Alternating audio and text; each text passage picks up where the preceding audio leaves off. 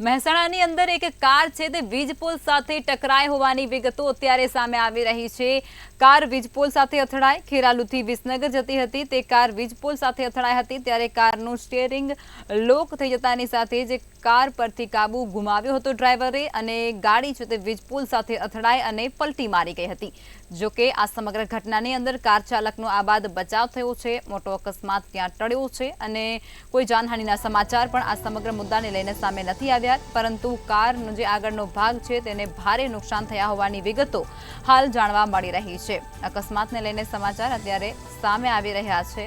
મહેસાણાની અંદર એક કાર વીજપોલ સાથે અથડાઈ હતી અને ત્યારબાદ તે પલટી મારી ગઈ હતી। જો કે ડ્રાઈવરને સદનસીબે જાનહાનિ પહોંચી નથી, તેનો આબાદ બચાવ થયો છે, પરંતુ કારનો જે આગળનો ભાગ છે તેમાં ભારે નુકસાન થવા પામ્યું છે। ખેરાલુથી વિસનગર જતી હતી આ કાર જે વીજપોલ સાથે અથડાઈ હતી અને કારનું સ્ટીયરિંગ લોક થઈ જતાની સાથે જ કાર પરનું જે કાબુ હતું તે ડ્રાઈવરે ગુમાવ્યું હતું અને કાર વીજપોલ સાથે અથડાઈ હતી અને પલટી મારી ગઈ હતી। જો કે સદનસીબે ડ્રાઈવરનો આબાદ બચાવ।